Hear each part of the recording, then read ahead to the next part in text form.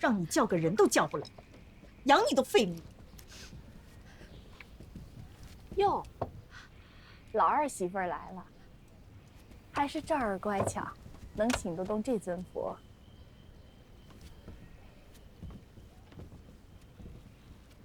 明儿来了，果然是我们家赵儿有颜面。快坐这儿吧。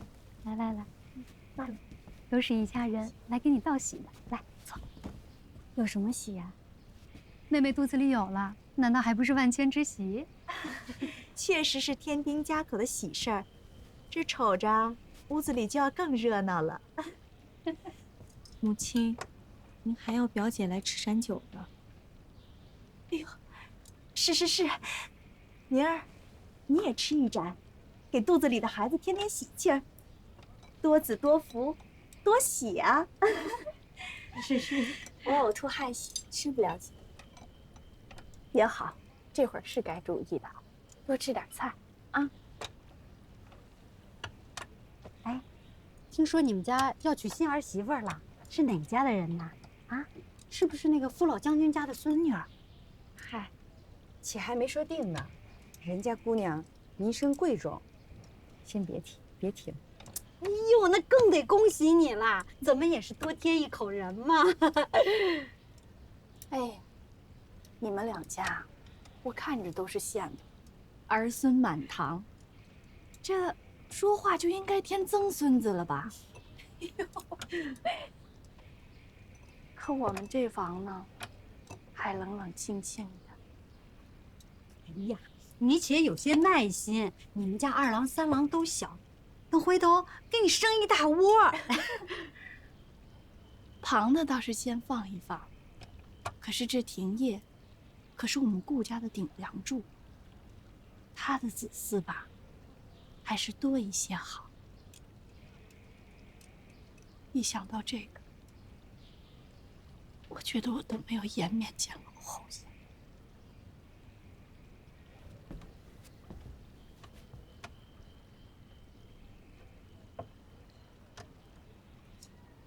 你也别发愁，来日方长。我跟你这交情，你若愁，我真要愁得睡不着了。那这可是你说的啊，不许往后缩。你要是真心疼我呀，你就成全我一件事。哎呦，这我能成全你什么事儿啊？赵儿，玲珑可爱，我瞧着喜欢得紧，不如就给了我们顾家，我做主，让二郎娶了当二房，只要给我们顾家开枝散叶了，我一定啊，当心肝一样好好疼。哎呀，你这瞧上我们家赵儿啊，这是我们家赵儿的福气。只怕呀，咱俩自作多情愿意了，那我外甥乐意吧？那怎么会呢？哎呦，你不知道，我们家三姑娘啊，前儿还给老二媳妇塞了一个，就是明兰做主给她留下的。跟你说啊，我这儿媳妇啊，脾气最好了，最是知书达理，绝不搞那些拈酸惹醋的事儿的。谁说不是呢？哎，白石潭贺家知道吧？他们家老太太呀，最喜欢我这外甥女儿了，巴不得娶回去啊当媳妇儿。明兰亲事没定之前，那老太太3天2头的往盛家跑呢。来，大家吃饭。保姆，这鱼汤不错。吃，慢点。还有这样的旧事呢？那这纳妾的事儿，自是不便再说了。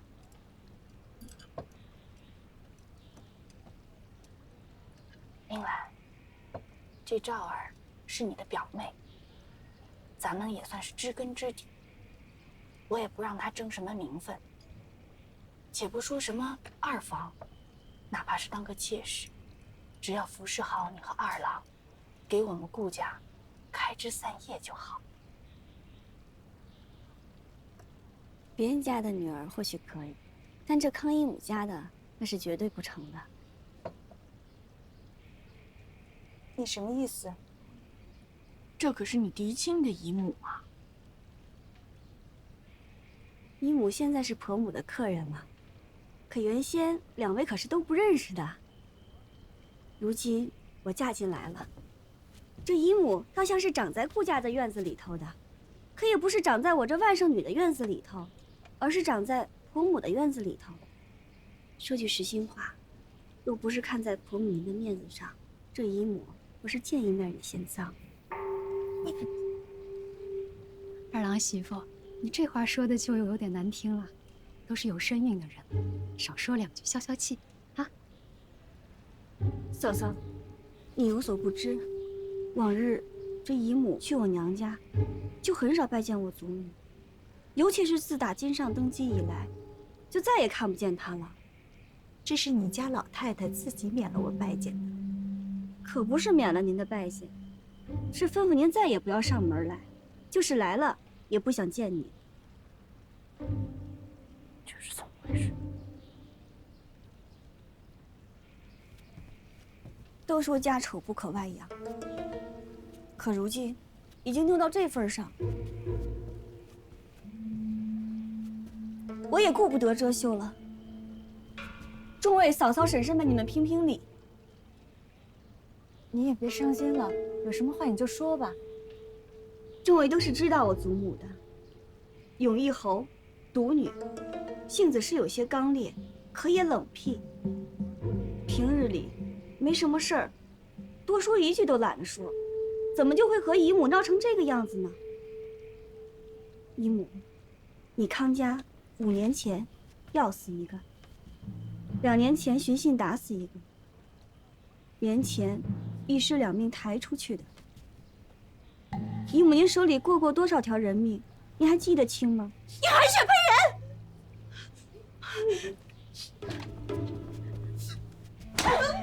给我闭嘴！姨母，您次次来我家找我嫡母，次次给我嫡母惹麻烦。我嫡母是个实心眼儿的，就依恋您是她的姐妹，是钱也给您，事儿也帮您办。您在她身上搜刮多少，要我一笔一笔的给您记出来吗？你污蔑上亲，是要做罪的。我祖母跟我说，您和我嫡母是姐妹，是有血亲的，这没法子。可我是跟您隔着的，我不能眼睁睁的看着我们顾家有这么一个人甩不掉。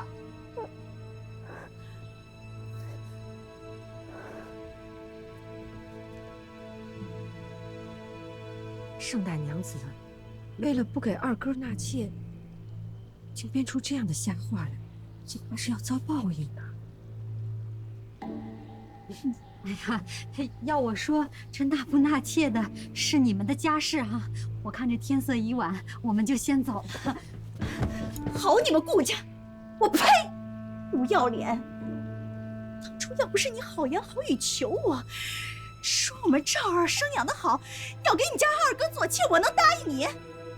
现下我们全康家都知道，赵儿要给你家顾侯来如家二哥媳妇儿都不乐意了。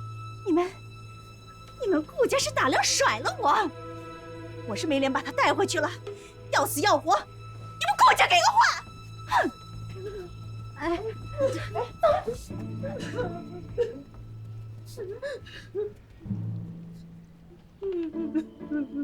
是我造的孽。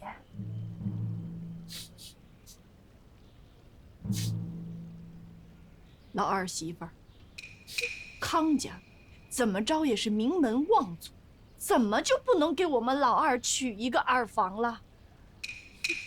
她可是你的亲表妹，你这么着，就是活生生要把她逼死。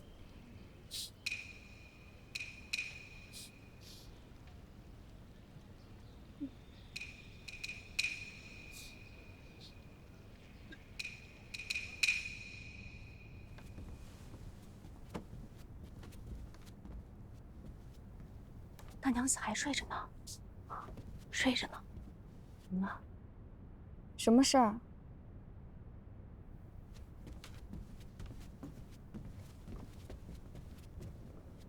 没什么，大娘子歇着吧。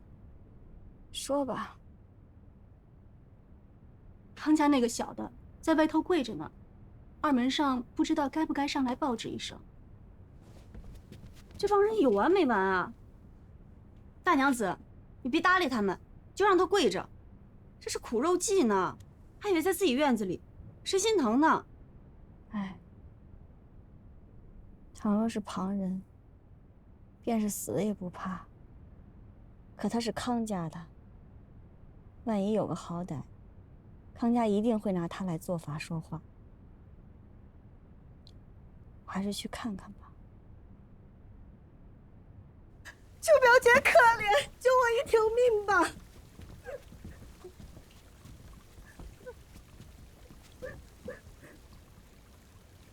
我这还没坐下呢，就让你给扣一条人命，我实在是难当大任呀。我的命都在表姐手里，只求表姐看在咱们是血亲的份上，救救我！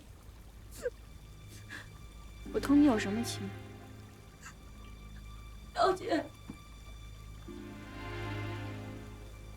你叫我一声表姐，就以为有亲了？我可并不是王大娘子所生，我只是个庶女。我母亲早没了，牌位就在我身边供奉着你，哪轮得上我同你有亲啊？白日里你来跟我赔罪，想让我过去吃盏酒，就给我跪了，让我可怜你。我想着，在嫡母手上的难处，就想帮你一把，免得你在姨母面前吃罪。可你呢？你是怎么报答我的？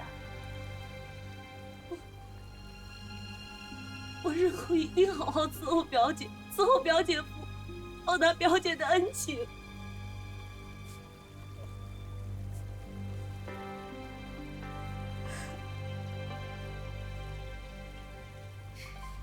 跟明白人说明白话，跟不明白的人说什么话都是废话。常嬷嬷，你找几个得力的女使，将她送回去。不要啊！表姐，求表姐怜悯留我在府里，我一定老老实实，绝对不争宠争名分呀！表姐，她要是不走，就把她捆了，送到康家门口去。你撤！还不条件上要来！姐姐若不肯留我，我死也要死在顾家。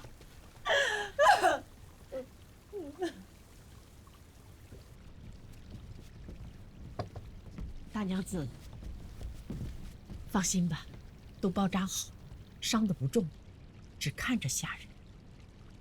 嬷嬷不用为了我安心，您尽管说实话。这就是实话。大娘子若不信，您亲自去看。没出人命就好。是我太疏忽了，我没想到他会携凶器，是我太疏忽了。大娘子，放心，包扎好了伤，就送他回去。不，我是想着，不然就只能收了他。姑娘，你疯了吗？他说要死在侯府，这康家人死100个都不要紧，可若从侯府抬出去一具尸体，还是女尸，这外头怎么说呀？管他怎么说，就算侯爷回来也不会要他呀。侯爷会平添一条罪名的。侯爷是陛下近臣，皇王兄弟，还怕这个呀？你胡说！快闭嘴！皇王是陛下的子嗣，你何德何能，敢与皇王称兄道弟？是，奴婢知错。你们是不明白，如今是半夜临深池，沈家是被盯上了，小段将军还在开封府压着，侯爷在前头拼命，我们受不了再多添一条罪名了。不然就收了。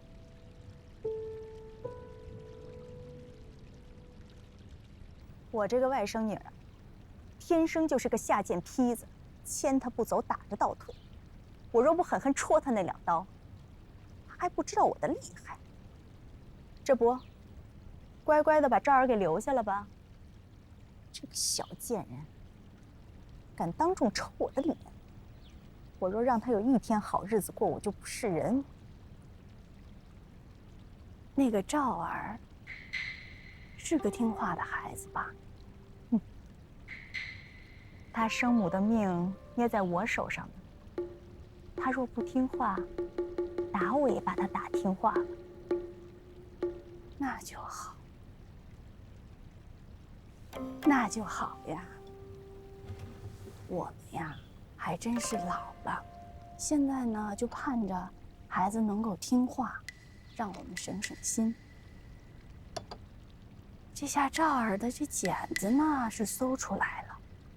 也没有旁的什么器具的，不单非得是茧子，触柱撞墙、上吊投井、绝食饮毒，哪个不成？咱们只需要隔3差5的去瞧一次，总有一天他教不出人，只能教出个尸首。到那时咱们也不用费事儿，只要把这消息传出去，准会有人来状告这个小贱人。哎呦，你这说的太瘆人了。哎，大娘子啊，我们家老二怎么着也是官家的近臣，盛得上恩。这小丫头又是他的心尖子，你收拾她，我们家那个发疯了是要杀人的。我就是想给他纳个妾呀。是他老婆逼死人命的，他就算通了天，还能违拗过我朝律法了？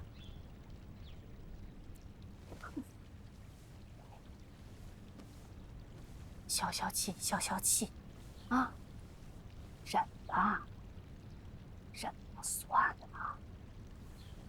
这孩子呢，就给我们老二来做个妾，你呀，别再折腾了，出了人命。吓死人了呀！你若怕，就当没这事儿。真是，胆子连鸡都不如。哎呀，王家姐姐，王家姐，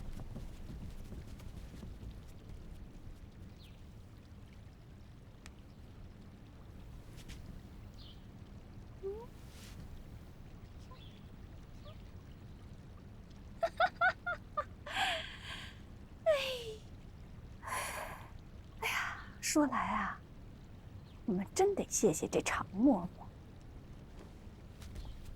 要不是她一通胡庆，把人给气急了，整个汴京城的人都在笑话她。这个蠢货呀，也没那么豁得出去。大娘子近几日也累了，如今且宽心，好好歇几日。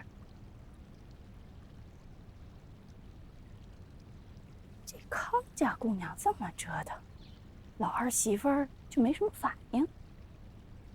她还歇着呢，好像是吓得很了。她手下一个女使叫翠微的，让人套了车，去到盛家了。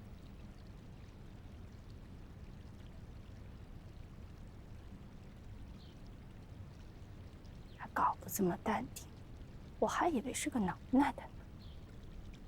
合着也回娘家去搬救兵了。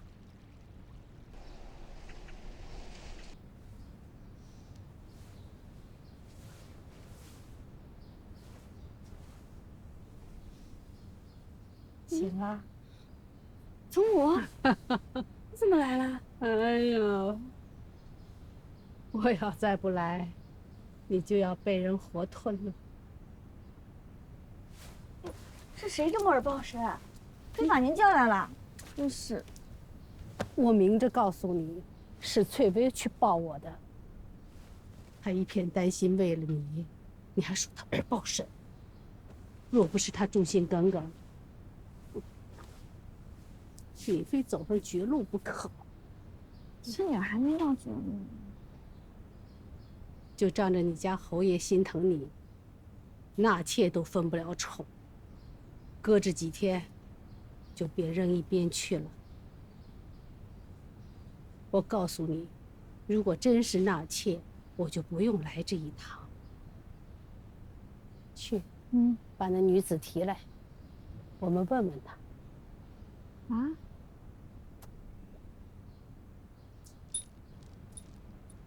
翠薇，你家大娘子还糊涂着呢。你去，把那女子提来，我要问话。是。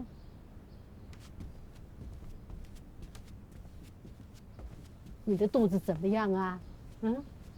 没气狠了吧？没有。哎，这妇人生孩子，那是鬼门关上打转的事情，别的你都放下。有我呢啊！行了，哟！哎，我说老太太呀，在屋里你说好的，见了六姑娘又狠狠地骂她一顿，来了你老又不舍得了。六姑娘，你也是大娘子侯爵夫人了，待会儿啊提了下人来，你也坐到边上呢。快起来梳妆了啊！起来！你个老货，他好久没见他孙子了，就见不得我们祖孙俩亲热一会儿。行了，一会儿他就过来了。去，你往前站站。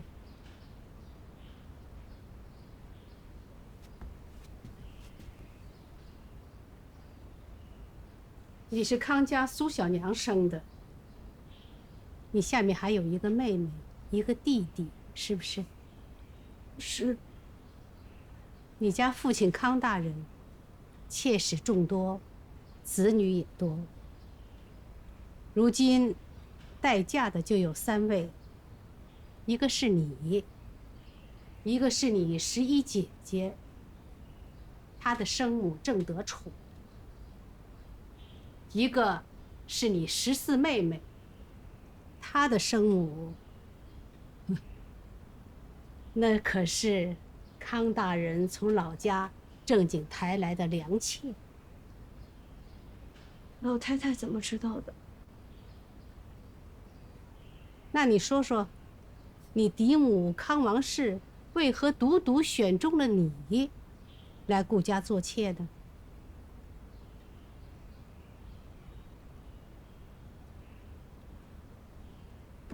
你说呢，明儿？想必是康义父生性风流，康义母为了掌管好家中之事，也是多有容忍。于是，这家中太半子女的性命前程，皆掌握在姨母之手。赵儿表妹这小娘，是外无娘家，内无靠山，也是很不得一夫宠爱，只能由人拿捏了。表姐所说，句句属实。他说，倘若表姐留下，又叫我寻机扎伤自己，他便上门来给我做主。若是表姐不让我过门，叫我更寻机扎伤自己，他便上门来替我讨回公道。只说是表姐逼迫我至此，那时不接纳我都不成了。若只是这样的伎俩，我老太婆用得着过来问你吗？难道你还想替她掩饰着？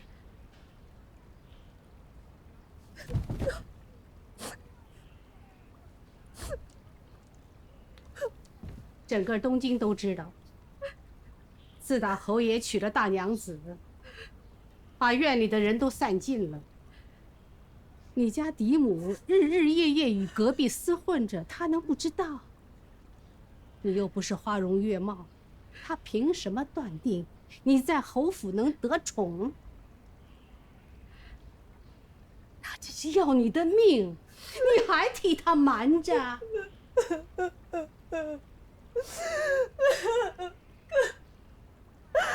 可是我的小娘还被他捏在手里。表姐，我求你就让我留在这儿，我只有留在这儿，我小娘才活得下去，不然我妹妹就会被卖去狗来院的。小姐，我宁可我自己死了，我也不能看着他们死啊！可怜呐、可你从小也没少见他行事，你就信你去死了，他就能饶了你弟妹和你小娘？我怎么办？我能怎么办？傻孩子，你就说实话吧。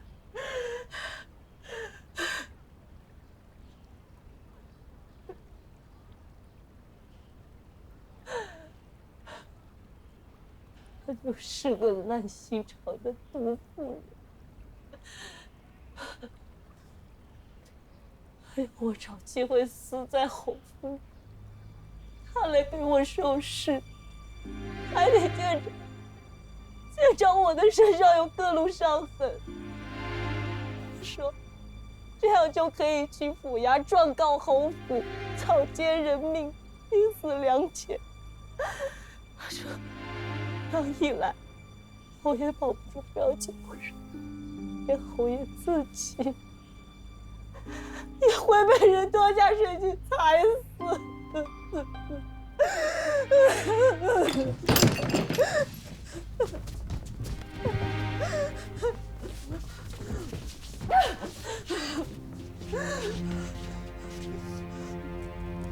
现下你明白我为什么要亲自过来了吧？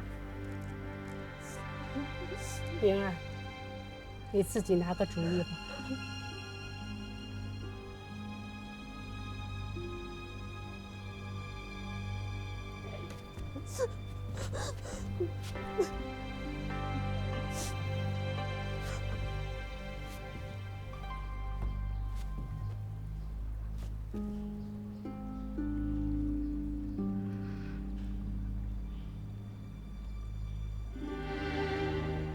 你也是知道的，我没托生在大娘子肚子里，我自小也没了阿娘。我常想，若不是祖母的慈爱，那我的命也就跟那飘萍一样。所以，我才想着跟你去前厅吃酒，想免你受罚。是我对不起表姐，是我对不起表姐。我现在还愿意再给你2条路，要么你进府里来，同我一起伺候侯爷，想必你小娘也不会再有事儿了。多谢表姐，多谢表姐，多谢表姐，多谢表姐。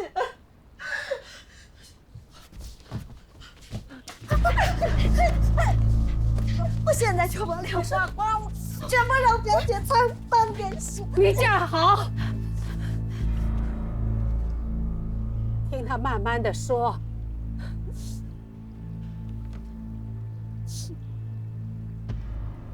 或者，你还有第2条路。我们盛家在右阳也是有些脸面。等会儿你换了衣衫，装作我祖母的女使，同她一起去盛家，由盛家出面，在右阳给你说门亲事。由盛家给你撑腰，想必在右阳也没什么人敢欺负你。不过，想要多富贵，怕是不能够了。你选哪条路？可我小娘怎么办？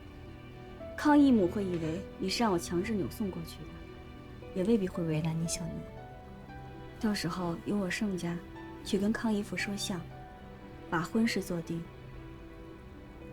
一旦过了明路，李小娘就不会再有事儿了。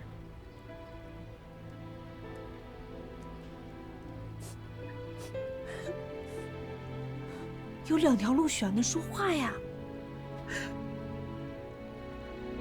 小姐，我不做戏，我宁可死了，我也不做戏。小姐，我娘说了，谁也不是天生嫁妾，谁不想好好嫁人，做个正统娘子。小姐，我不做戏，我宁可死了，我也不做戏。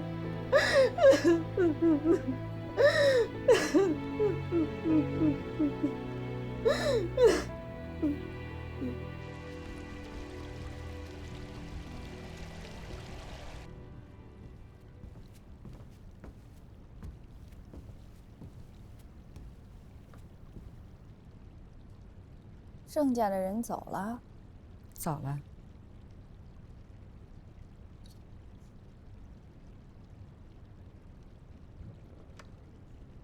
等着看吧。盛家的好戏呀，就要开场了。他怎么敢干出这种蠢事？真没有。你那好姐姐，狼心狗肺，没半分官眷娘子的模样。上搂不住丈夫，下管不好儿女，闲来得空便拿妾室庶子女出气。除了央告娘家兄妹，他还有什么本事？牙尖嘴利，刻薄歹毒，何该送到祠堂动家法？不是说顾家秦大娘子自己瞧上赵？你连这个都知道，你敢说你不知此事？儿媳也是才听来的，我从来都是当明兰和如兰一般看待的。去寻你那黑心肠的姐姐，把话跟她说清。不管她有什么打算，这事我们不乐意。她若还想要盛家这门亲戚，就让她上门给明兰赔罪。什么？哪有姨母给外甥女赔罪的？这明兰也不怕折寿。再说了，纳妾本是常事，就算姐姐做错了，事已至此，不如将错就错。你是才你还说拿明兰当亲姑娘？如兰婆母几次要给她儿子纳妾，你是怎么去替如兰吵的？华兰跟袁姑爷刚好没几日，你便撺掇华兰趁早收拾那几个小的，这才是你对亲姑娘的做法。你拿明兰当亲姑娘？呸！好好，儿媳明日就去。现在就去。可天都黑了。你姐姐若是有事，别说现在，就是3更半夜也敲过盛家的门。怎么，她来的你就去不得？滚！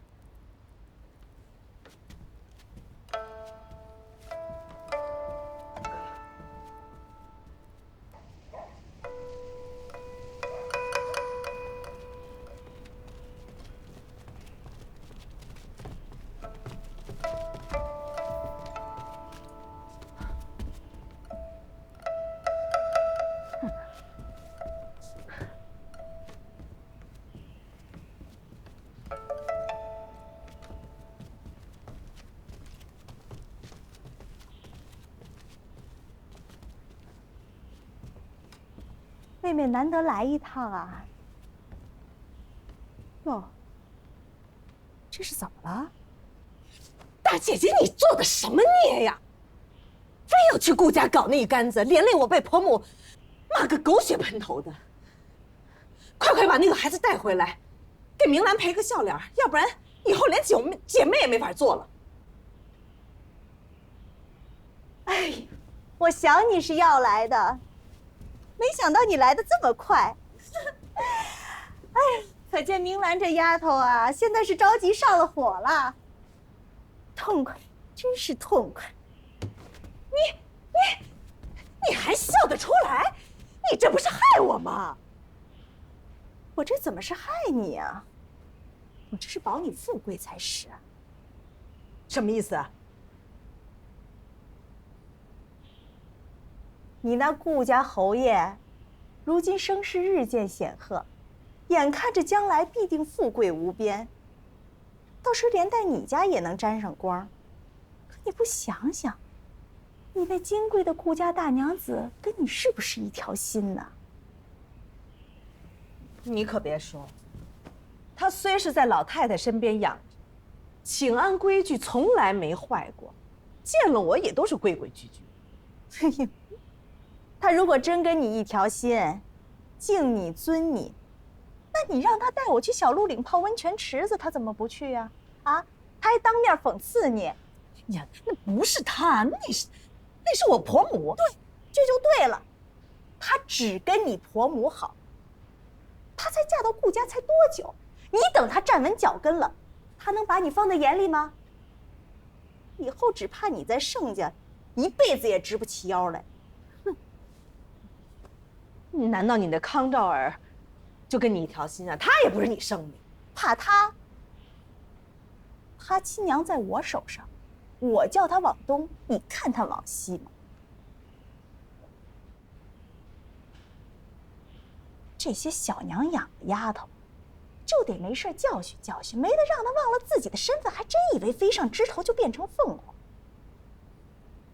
我让这赵儿在顾家待着，等他把这顾侯盘上手。这明兰这死丫头要敢不听你的话，我就让赵儿在顾侯面前分说分说。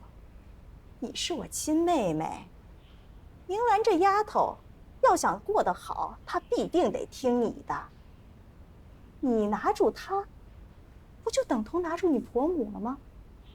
到时候你岂不痛快？好倒是好，可我婆母这儿我怎么交代呀？怕她？有王家在呢，你怕她？等过些日子，咱们全家都要回京任职了，到时候声势更大了。你婆母看你脸色还差不多，她还敢休了你啊？你不知，虽是个没血缘的嫡母，可我那官人是最要儒家名声，真是百般孝敬，唯恐御史参奏。男人不就那么回事儿吗？你还真相信夫妻恩义那一套啊？大姐姐，你同大姐夫不和睦，也不能算天下都不和睦啊。眼下林小娘那贱人没了，我同官人还是挺温存的。他还能都听你的？时不时还是挺听我话。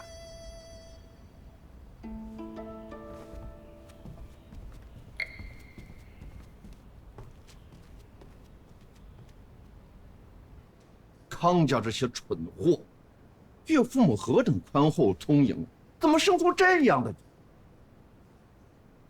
赵丫头由我做主，送去幼养。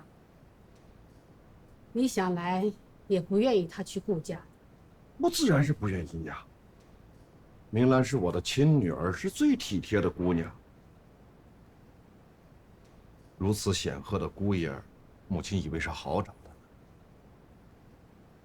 多亏了顾侯跟长柏交好，日后的仕途经济、家族兴盛，还都要靠他帮不少忙呢。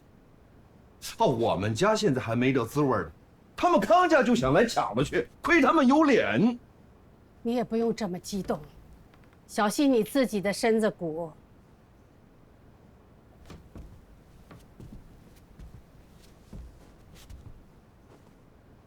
我们和康家邻近，交情实在寡淡。你我也对那大姨姐多有厌弃。全东京都知道顾侯跟他继母不和，可这康家偏要去跟他继母交好，这不明摆着打他的脸吗？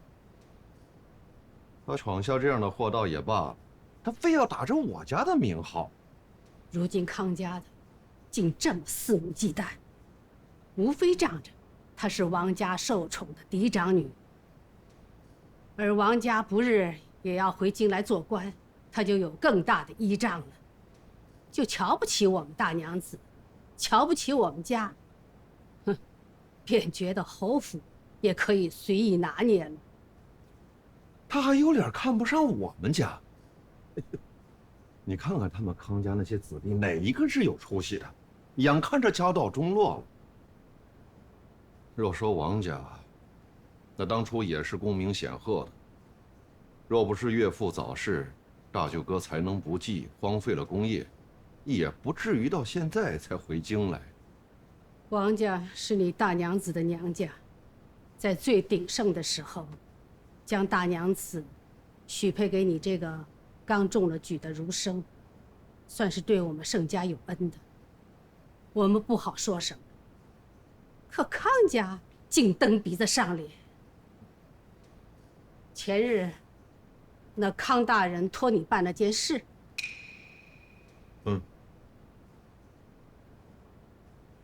母亲的意思是，可是康大人跟我毕竟是连襟的，他还是个明事理的。再说此事，我早就答应了的，这不大好吧？好吧，那康家都蹬鼻子上脸到这个程度，你还去给他们跑腿？你就怕他怕成这样？我们替康家收拾了多少烂摊子，随便掀出几件，就让他们康家没脸。是，倒不是说非要他们颜面扫地，要叫他姓康的知道，我们盛家不是好欺负的。母亲所言甚是，就听母亲的。这就去办吧。此刻便去啊？都这个时辰了，还是等明日。去。是。儿子这就去。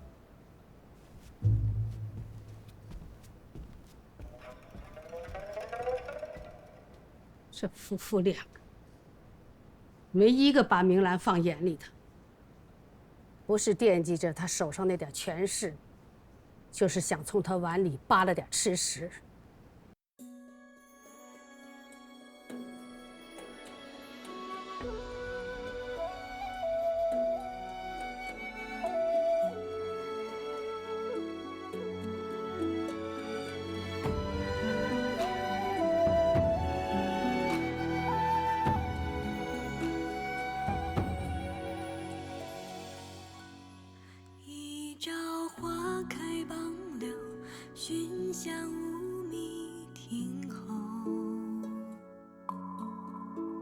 纵映朝霞半日晖，风雨捉不透。一人共长消瘦，太高冰泪难流。经书诵罢莫回首，无语随客头。昨夜一书风骤，浓睡不消残酒。试问怎恋人，却道海棠依旧。知否？知否？应是绿肥红瘦。昨夜一书风骤，浓睡不消残酒。试问怎恋人，却道海棠依旧。知否？应是绿肥红瘦。知否？知否？应是